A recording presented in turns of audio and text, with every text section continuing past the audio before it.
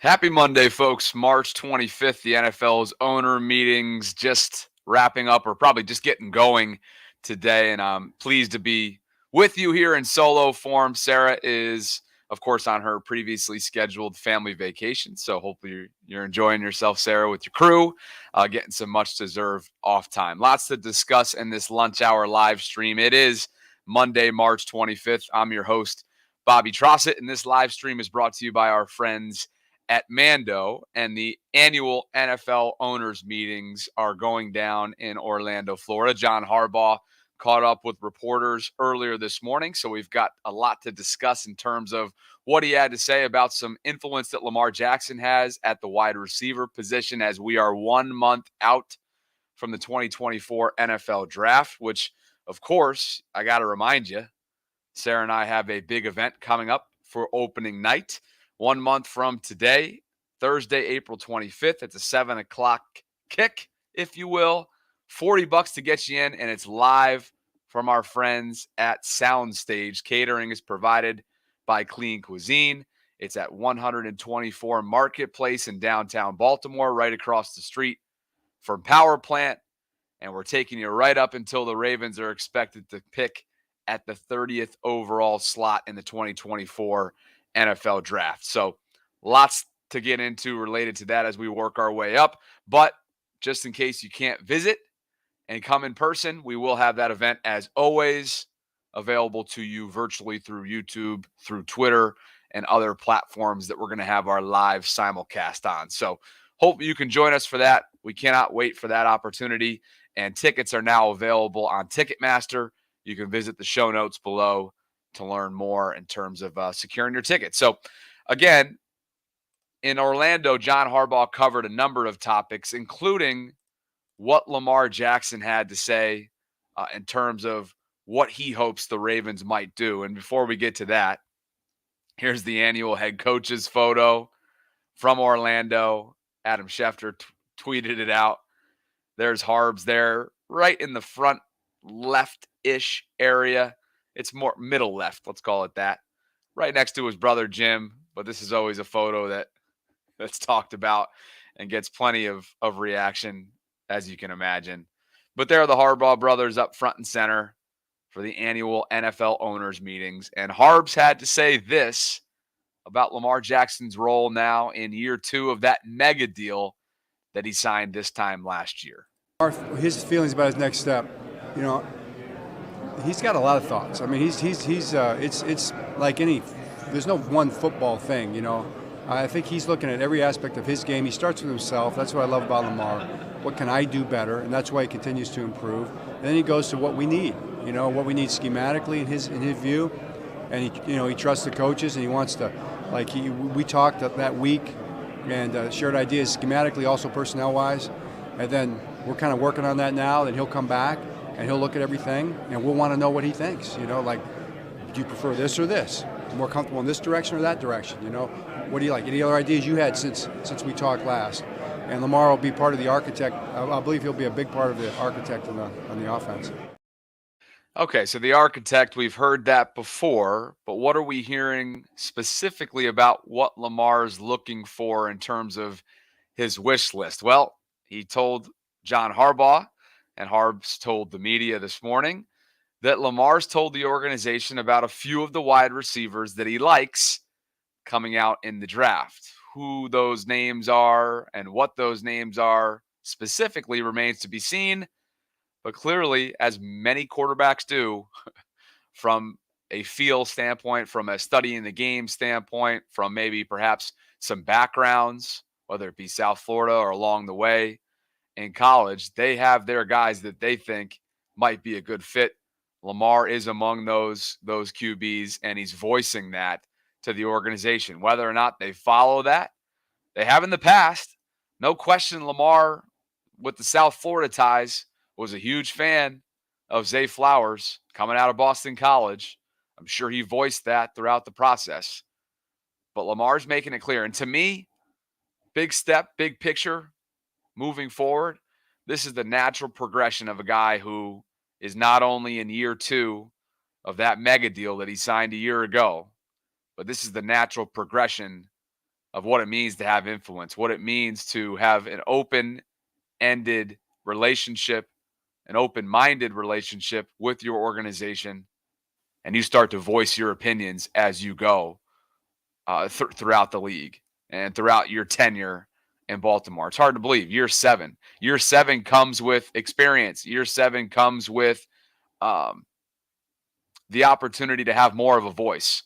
And I think we've seen that from Lamar with the eye test and what he's done leadership-wise with this whole locked-in mentality that we saw unfold last year, and the way that maybe he got into his teammates a little bit more so from a verbal perspective. But I think behind the scenes, what John's kind of given you a look in at is the kind of influence, the kind of voice that he can now have within the organization. And of course, they're going to address what they feel is best from a draft standpoint and the way they do their business scouting wise next month. But to think and sit here that and say that Lamar doesn't have a voice and that voice isn't heard, I think would be crazy. So that's what John Harbaugh had to say related to Lamar a short while ago at the NFL owners meetings. While we're on the topic of wide receiver, which has been a hot one, we know last week alone, they had visits reportedly with Michael Gallup and Josh Reynolds, 2 free agent wide receivers. Gallup spent his years so far in the NFL with Dallas. Reynolds has been all around the map. Last played for Detroit. The Ravens, of course, saw them in that blowout last season. But they're clearly telling you by these reported visits that they think, well, first of all, they're not done yet in terms of addressing the wide receiver position. And I expect them to bring in a free agent wide receiver between now and, I don't know about the draft, but between now and week 1, of course, maybe even before the draft, so that they go into the draft understanding what their biggest needs are, not only at that position, but team-wide. And so I'm expecting them to take a day 2 wide receiver and bring in a free agent veteran between now and 1 month from now when the NFL draft kicks off. What about Rashad Bateman and Zay Flowers? Here's John Harbaugh. Because on paper, they're supposed to be, aside from, to put the tight ends aside, Zay and Bateman are supposed to be your 1-2 respectively, right? On paper, we can all have our thoughts about what Rashad is or isn't at this point in his career, and you know how I have my opinions on him. But on paper, they're supposed to be your 1-2. Here's Harbs. Yeah, we drafted 2 great players in the last 3 years in the first round, and I would think that Rashad and Zay would be excited, to kind of step to the front together. That's where it kind of begins. And then, we get a veteran player back in Nelly, who did such a great job last year, and he was a former first round pick, and he played at a high level, and he's a real versatile player. And then, after that, we got Tylen. I think Tylen gets a chance. He's going to do well. And we got little Sean Ryan in there as a young guy, so you never know how those young guys are going to keep developing. But we think all of our young guys are really talented guys, and we got the draft. So I think we're going to be in great shape at wide receiver. Like, I'm really excited. To me, it's, and losing Odell, obviously, I love Odell, but give those young guys a chance to see how they do. And speaking of Odell Beckham Jr., Mike McDaniel, Dolphins head coach, confirmed earlier today that the Miami Dolphins, not that this is anything pressing to the Ravens, because he's no longer a Raven and he's not going to be, barring something unforeseen, he's not going to be in Baltimore next year. It was one and done with the Ravens this past season in all likelihood. But the Dolphins have extended OBJ an offer. So while he isn't going to garner, I would think, anywhere near the price tag that the Ravens overpaid him. Let's be honest, they overpaid for him a year ago. He is going to have some suitors out there, and it looks like Miami is one of them. Now, in terms of the Baltimore side of things, Harbs did say that the reason why OBJ is not returning to the Ravens is a financial one. He pointed out that Baltimore is tight against the cap, and we know that last year's price tag is certainly not today's price tag, and I don't necessarily mean that in the way that phrase is typically used, right? Like, the way that phrase is typically used isn't applied here. What I mean by that is he's not worth $15 million at this point in his career, and the Ravens aren't in a position to pay him $15 million not even at this point in his career, just in general. They're not in a position to pay any wide receiver $15 million, which is why I think they're going to go with that 3 or 4 type player, wide receiver 3 or 4, if you will, by bringing in a Michael Gallup or Josh Reynolds or one of those free agent types. And then on top of that, you retool through the draft, hopefully with a big body, contested catch winning 50-50 guy on day 2, if you ask me. We will be taking a look at some of those types of prospects later on this week with Jason Smith from Huddle It Up Films,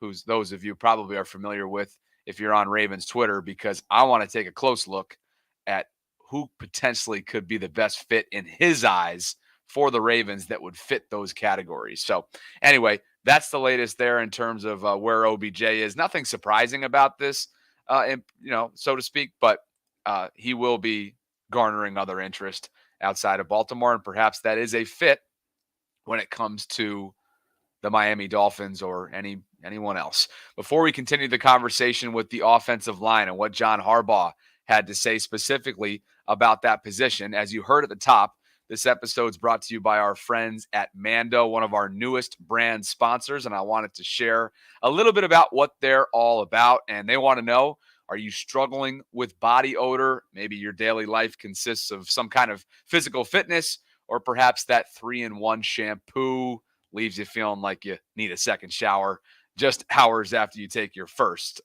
Look, let's just pull up the website so you can take a look at what they offer. This is the body wash category. You got the bourbon leather. They actually sent me some right now. I'll show you on screen in just a second.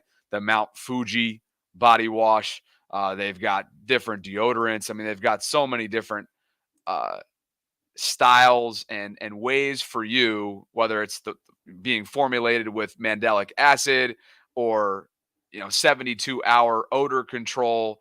This is the way for you to start feeling great and smelling great. And the best part is you can put Mando everywhere: your pits, packages, feet, skin folds, your back, your knees, everywhere. Mando's cologne quality scents were created with men in mind. And so consider trying out their best-selling scent, the bourbon leather, which you see on screen right here. That's a personal favorite of mine since they sent it to me. So once you experience fresher underarms, a fresher package, and fresher feet, you will never go back. New customers get $5 off a starter pack if you use our exclusive code. That's VAULT, VAULT, at shopmando.com. That's shopmando.com. New customers get $5 off. And let me just show you what they sent. So go ahead and use that code. The information can be found in the show notes below. We're huge, very, very thankful to Mando for sponsoring us and being interested in what we're doing. Here's that bourbon leather right here. It comes. I just got back from Florida. And, when you're trying to just work efficiently when you're on the road and whatnot, this fits perfectly in like a travel bag. And then I got my little cleansing bar right here. So anyway, thanks to Mando. Go check them out in the show notes below. I'm just smelling it right now. It smells perfect. All right, let's keep the conversation moving with the offensive line. Harbs had to say this about that group that's underwent a pretty significant amount of change so far this offseason. Well, I expect it to be better than last year. That's always the goal, is to improve. So along the offensive line, we want to be even better than we were last year. I think Joe Delisandris does an amazing job coaching the offensive line. And so, we've still got Joe, so that's a big plus. We were able to bring Ronnie back. I'm excited about that. Ronnie regaining his form, really, with his health and strength. That's going to be a big plus for us. Tyler is just to me, I think he's the best center. I'll go with Tyler if I'm making that vote along those lines. And then we've got to find who the next guys are going to be. We have guys in-house. We have free agents that we've signed, obviously, you know that. And then we've got the draft. So I'm confident we'll have a very good offensive line. Okay, what about Daniel Falele, who, of course, has played a little bit of tackle for the Ravens, was part of that rotation at times last year, here and there. It was mostly Patrick McCary, Ronnie Stanley, Morgan Moses, but Falele was a part of that a little bit. He's going to get a chance to win the right tackle job this year, according to Harbs. He allowed 3 sacks, 10 quarterback pressures on 100 pass protection snaps back in 2023. So, it's going to be a group that you would expect there to be another tackle included at some point in the draft, whether that be day one or day two, being that it is a deep, deep class, both at wide receiver and also tackle. That's something we're going to take a deeper look at now later on this week, also with Jason Smith from Huddle It Up Film. So I'm looking forward to having him on and kind of picking his brain in terms of how the Ravens could handle this need, because I think we're all kind of saying to ourselves, like, okay, we know that Ronnie Stanley reworked his deal. That news came out like a week or two ago. And so now he's set to hit free agency this time next year, which if he continues to be, I should say, if he continues to not regain his previous form, right, which we all know was at an all-pro level, then the Ravens are going to need to be looking for his replacement. And that's an important piece to the offensive puzzle, especially when you have a right-handed quarterback. That is Lamar's blindside protector. That is somebody who, has to establish himself as the guy up and down the line. And unfortunately for Ronnie's case, that has not necessarily been consistent enough for his liking, for the Ravens' liking, for your liking out there, for our liking. And while I think there's a sense, I think there's a reason for some optimism. You still need to be planning for the future. And so, anyway, I know we're talking about right tackle in this case for Daniel, and he's going to have a shot. He's going to have a shot at winning that job. We'll see what the Ravens choose to do with some of their other depth pieces, including it feels funny to call Patrick McCary a depth piece because of how important he's been, but because of how versatile he is, he's started a ton of games up and down the line, and really helped them out when Ronnie went down as well at left tackle. But Daniel is going to get a shot, and we'll see what he's all about in training camp to see what he ends up becoming for the Ravens moving forward. Now, speaking of wondering what guys might end up becoming, John Harbaugh mentioned that second-year player out of USC, Andrew Voorhees, will be a, quote, full go when the Ravens ramp up their off-season workouts coming up shortly. Voorhees, as you know, Jonas Schaefer tweeted this out, missed all of last season while recovering from a torn ACL that he sustained during his pre-draft process, again, coming out of USC. This is a guy who, when he tore his ACL, the day that he tore his ACL, he decided to still pop onto the bench press and put up some ridiculous rep. I think it was like 38 reps or something. We all remember that. The guy's a dog. The Ravens hope they have a future, maybe even immediate future, day one starter for a guy that's played a lot of football, played a lot of reps at guard, and perhaps the Ravens have their starting left or right, maybe right guard, to replace Kevin Zeitler, who, of course, left in free agency and will be joining the Detroit Lions. There is information happening right now at the time of this live stream, still from Orlando. It looks like Sashi Brown is speaking with the media. So we'll just have to kind of monitor this as I do a little bit of multitasking for you. Some news on the hip drop tackle and the regulations there coming up in just a bit, but perhaps this is your starting right guard. And for his sake, I hope it is. And for the Ravens' sake, I do as well. Because I think for the first time since Marshall Yanda retired, Kevin Zeitler provided that stability over his last few years. Somebody who was incredibly durable, somebody who is a leader and understood what it meant to compete in AFC North football week in and week out. The guy was as tough as nails. And anyway, there's some Jadeveon Clowney news coming down the timeline as I kind of multitask here a little bit. Seems as if his Jets visit, remember, Jadeveon's kind of doing his free agency tour, if you will. Hopefully the Ravens are still in the mix for that.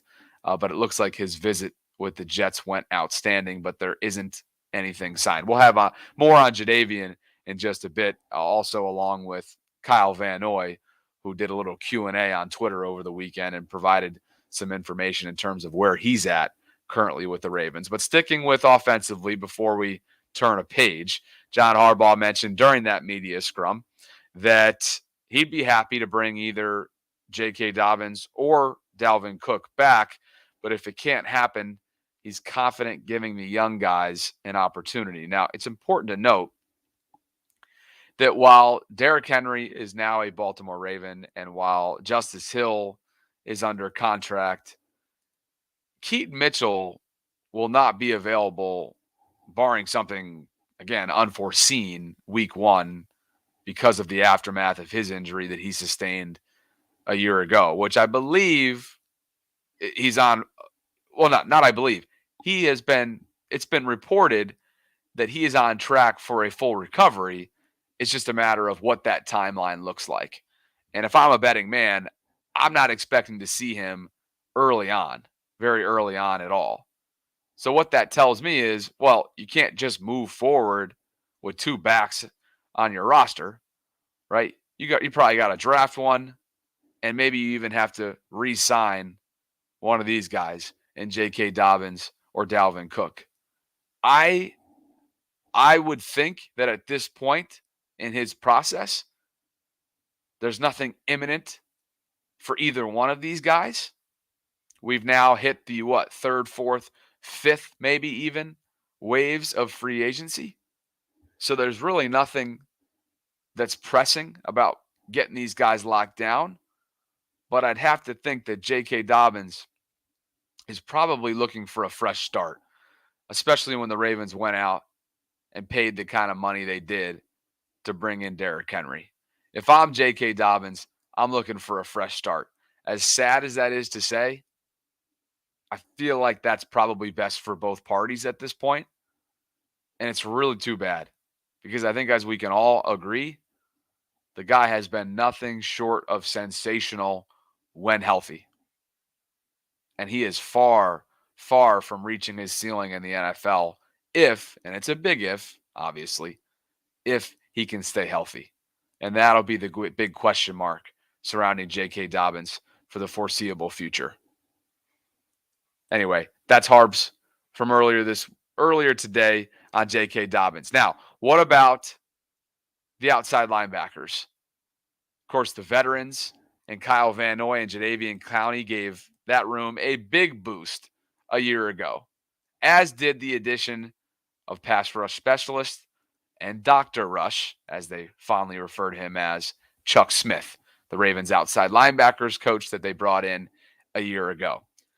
Well, he's definitely going to be tasked with trying to keep David Ojabo healthy, and perhaps that breakout season that we've been waiting for now for Ojabo could potentially be on deck.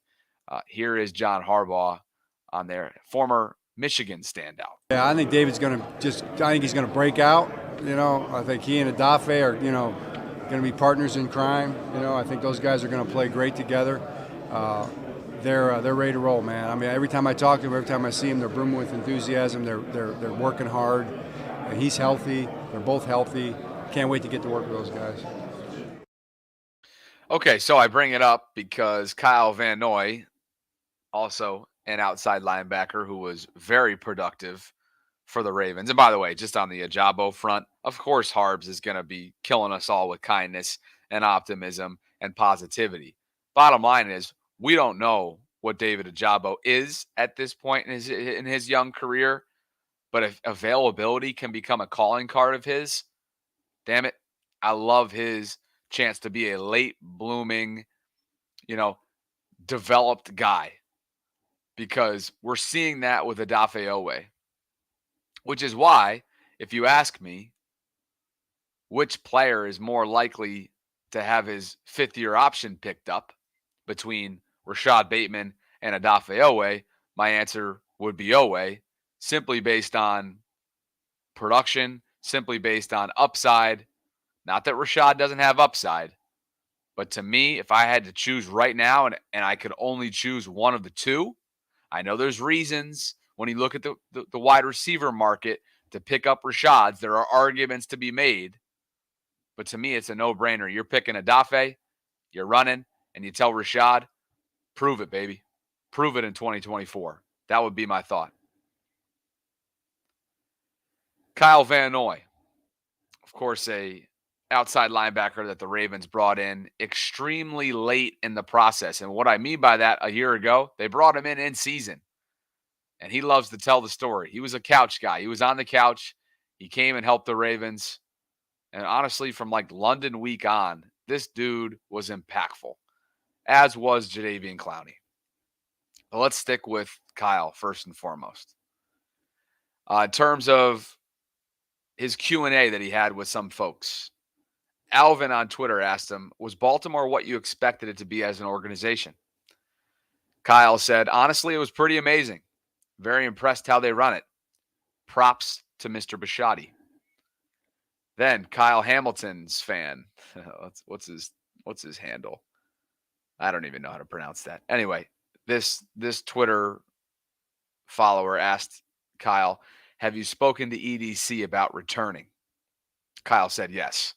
So again, nothing crazy happening here in terms of concrete, but John does have some optimism that these guys, and what I mean by these guys, Jadeveon Clowney and or Kyle Van Noy, could potentially be suiting up as Baltimore Ravens in the fall of 2024.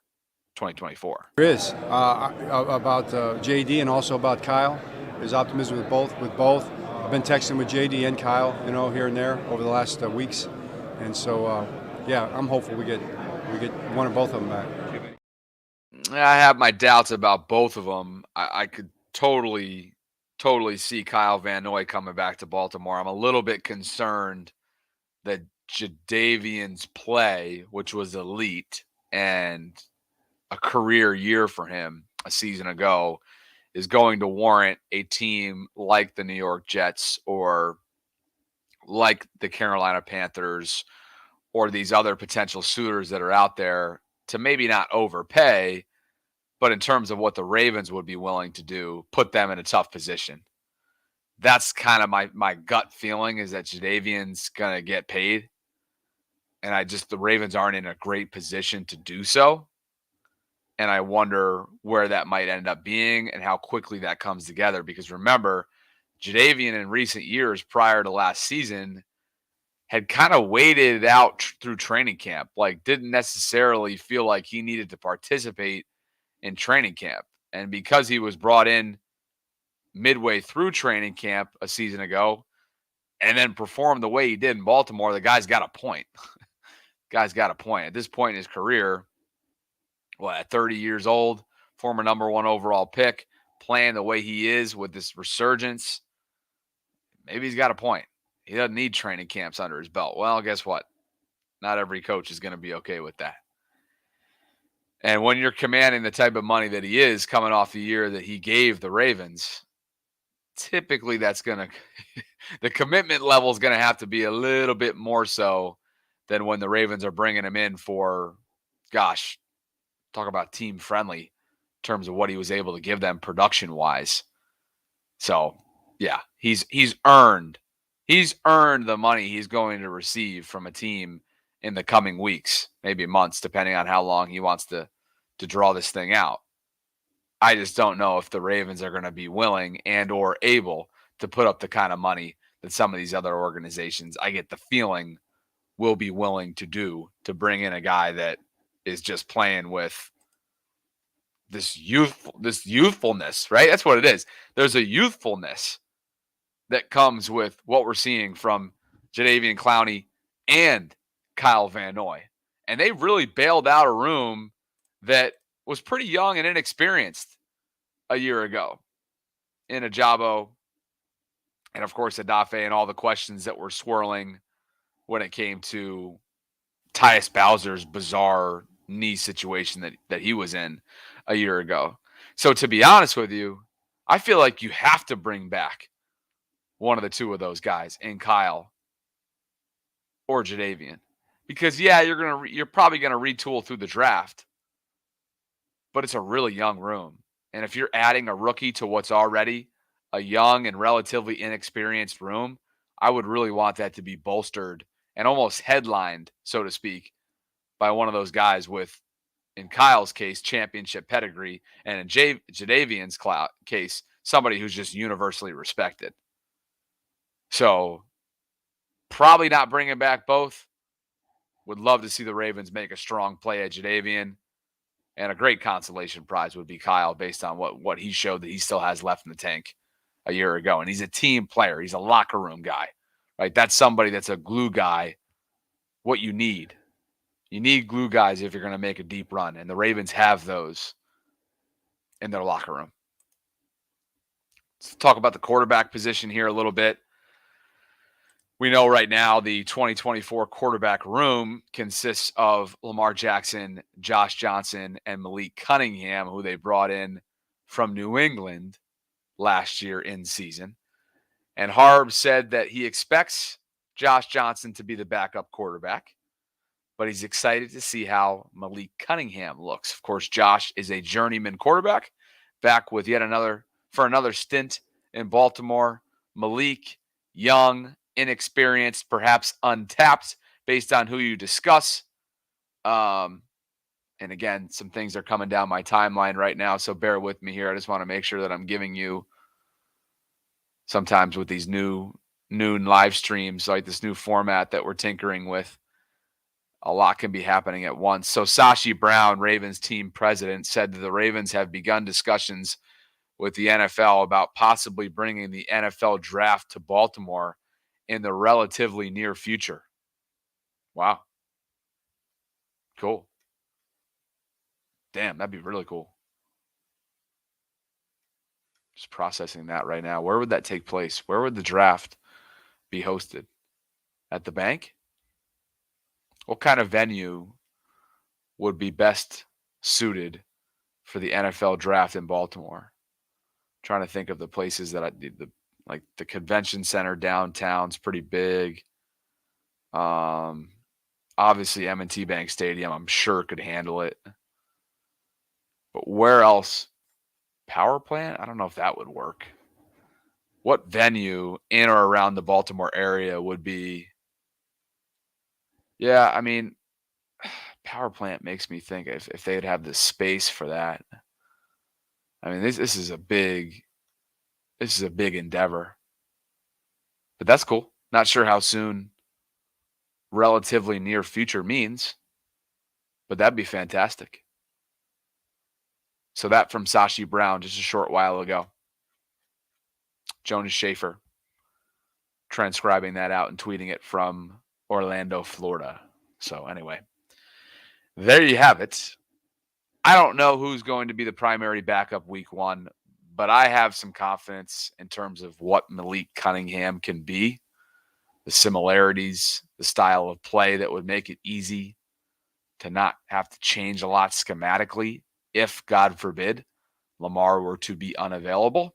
And I think that's why they found Tyler Huntley to be an attractive candidate over the last several years. Evan, you're right. Royal Farms Arena could be an option. So there's some options out there. My preference would probably be M&T Bank, but Royal Farms could probably handle that for sure. Okay, what else do we have going on here? Because these meetings, the NFL owners meetings, were today, and everybody kind of is convening in Orlando, there were some pretty big decisions made, none of which came as a surprise if you've been following along. And one of them is that the league has officially banned the hip drop tackle. The competition committee was unanimous on it. We know this was the technique that nearly ended Mark Andrews' season on that Thursday night in Baltimore when the Cincinnati Bengals came to town. Logan Wilson, Bengals linebacker, trying to catch up in pursuit of Mark streaking down the field, used the hip drop tackle technique and severely injured Mark. Somehow Mark came back. He was ready for the playoffs, ended up playing in the AFC title game. But there you have it, the hip drop tackle. Perhaps the OGs out there, the old school folks, whether it's former players, present players, not everybody's pleased with this. The new age folks, maybe they're all in on it. They're open to the idea. But here you have it, past and present. Lots of reactions. J.J. Watt chiming in. Just fast forward to the belts with flags on them. Terrell Burgess. How do you ban something that in some cases you can't control? Shaking my head. Lonnie Johnson. That new rule is BS. Javon Holland. Breaking news. Tackling banned. Mike Davis, former Raven. As an offensive player, this is wild, LOL. Joshua Metellus. Competition committee doesn't care about defense. Every year they make it harder for us to succeed. Now, I saw one statistic. Some of you are probably wondering how they came to this conclusion, what the numbers were specifically, and the league said that there were 230 swivel hip drop tackles a year ago. So the 2023 football season. And of those 230 swivel hip drop tackles, which that equated, by the way, to about one per game, the numbers were going up year over year. So 230 swivel hip drop tackles last year, which were one per game. Let's see if I can find any more numbers on this because I thought I had one more tweet that was bookmarked. Okay, 230 cases of the now banned hip drop swivel tackle last year, which was up 65% from 2022. So again, almost one per game. Once per game of those tackles, of those 230 instances, 15 players missed time due to injury because of the tackle. So run those numbers. 15 players missed time due to injury because of the tackle. Of those 230 instances, one of course, was Mark Andrews. More tweets coming down here during this live stream. Again, Sashi President. Ravens team president Sashi Brown said that ticket prices at M&T Bank are increasing for the 2024 season. It continues the team's trend. He also said that the Ravens are working on some changes to alternate uniforms, but he wasn't ready to reveal the plans. He did say the organization feels the team has maintained a classic look with its main home/road jerseys, and it doesn't plan to tinker with them. Those of you who care about the style side of things when it comes to your team. What else from the competition committee? Again, a lot of this is coming down just as of right now, so thanks for bearing with me.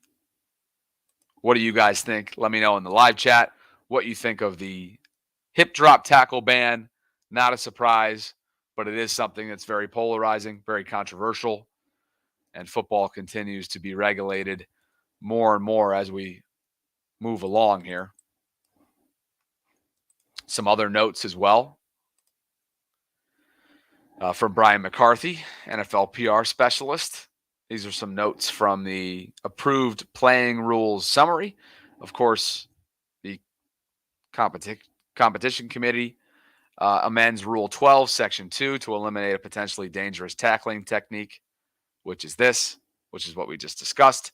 From the Detroit Lions, amends Rule 15, Section 1, Article 1 to protect the club's ability to challenge a third ruling following one successful challenge. Okay. So remember, teams now have a third challenge if either one of their first two are successful. The old rule, teams had to get both challenges right in order to earn a third. So I kind of like that. I know everybody has their thoughts about the hip drop, as I do. Very, very hard and difficult, especially for these DBs who weigh, 100 pounds less than these big body tight ends. More from the competition committee here. Amends Rule 14, Section 5, Article 2 to allow for an enforcement of a major foul by the offense prior to a change of possession in a situation where there are fouls by both teams. But the big one here, everybody's discussing, is the hip drop, which has officially been banned by the NFL, which, of course, ended Mark Andrews' season, or we thought ended Mark Andrews' season. Let me know what you guys think. And shifting gears now to a quick hit here from Ravens owner Steve Bisciotti on the passing of longtime Orioles owner Peter Angelos. Steve wrote, I am saddened to learn about the passing of Peter Angelos. As a native Baltimorean, Peter was an important figure in our city's rich sports history. He was a smart businessman who wasn't afraid to stand up to issues he felt were important. Above all, the impact Peter made through his philanthropic efforts left a lasting impression on our community. My heart goes out to the Angelos family during this difficult time. That from Ravens owner Steve Bisciotti on the former Orioles owner Peter Angelos, who passed away over the weekend. My thoughts and prayers are with the entire Angelos family. I hope you guys do the same. Certainly a complicated legacy. Certainly a lot of hot and cold feelings during his time leading and overseeing the Orioles, and a lot of business decisions and overall feelings throughout his time. But the loss of life obviously is a difficult time, and I'm certainly extending my well wishes to the entire Angelos family. And now, really, this kind of marks a new era that's officially begun in Baltimore when looking at the Orioles and their new ownership group led by David Rubenstein and their influx of talent with opening day approaching on Thursday. First pitch is set for 3:05. Corbin Burns on the bump will be facing the LA Angels. Looking forward to being out there. And again, my best wishes to the Angelos family on this difficult day, this difficult stretch of days as they mourn the loss of their father, Peter Angelos.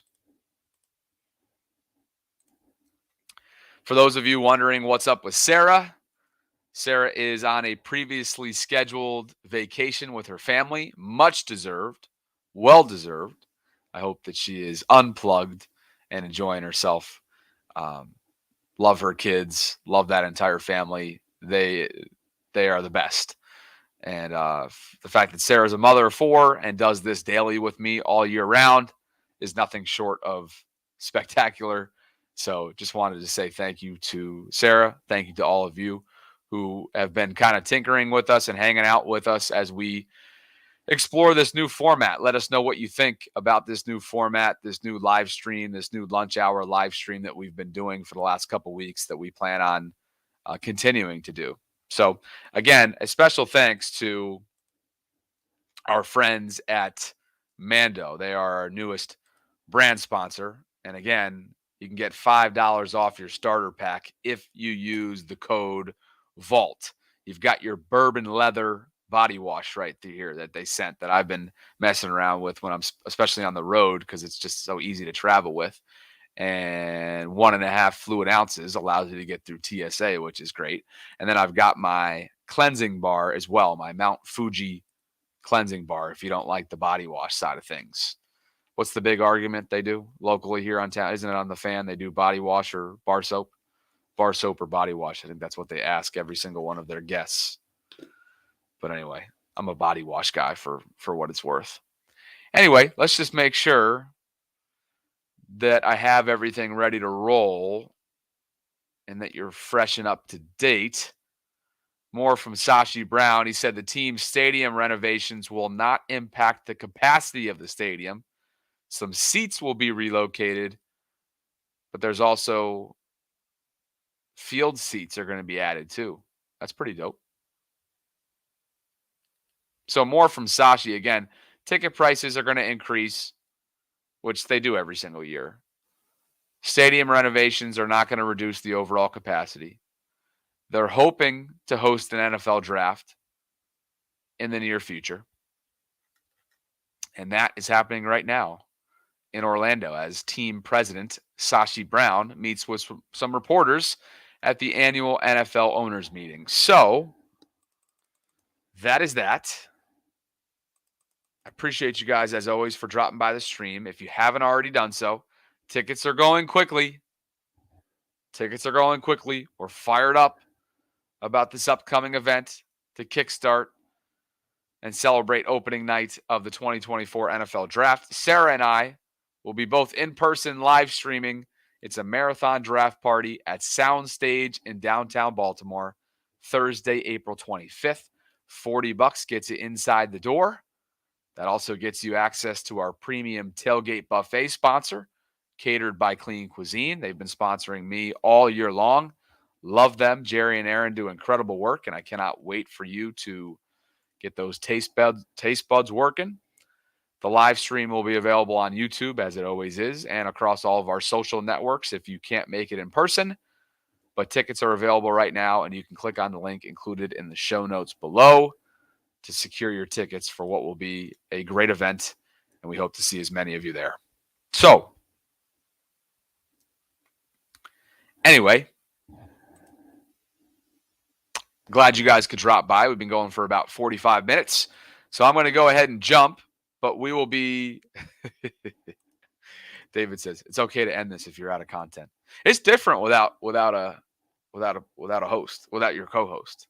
It's definitely different. But Sarah deserves this time, and I'm always happy to do solo. So anyway, I will catch you all week long at noon. We will start to sink our teeth into some draft coverage throughout this week as we work our way towards opening night of the draft. Again, Thursday, April 25th, which is 1 month from today. Sarah will be back 1 week from today. And I'm sure there's going to be plenty of content to discuss and dive into over the next few days. So anyway, thanks to Mando for sponsoring this live stream. Thanks to all of you, all 800 plus of you who joined this live. You guys are the best, and I'm glad you could drop by today. So anyway, we will catch up with you tomorrow, about 23 hours from now, for our Tuesday, March 26th edition of a Ravens lunch hour live stream here inside the vault. If you enjoyed the content, please like this video. If you've been enjoying what we're building, please subscribe to the vault, both on YouTube and in the audio-only spaces if you haven't already done so. So for my co-host, Sarah Ellison, who is chilling with her family right now, I'm Bobby Trossett, signing off from this Monday edition. We'll catch up with you guys tomorrow. Later.